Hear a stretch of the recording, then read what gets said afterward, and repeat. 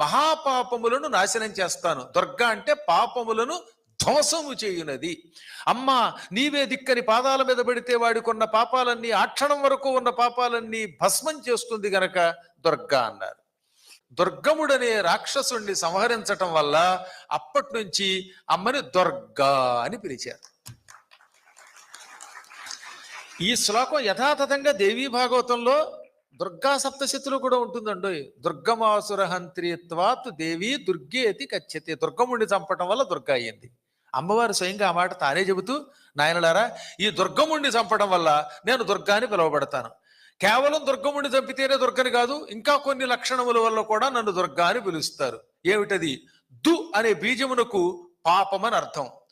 దురితం హరతామితి చ దుర్గా, దురాచార విఘాతిని చ దుర్గా అంటే దురాచారములను తొలగించున్నది.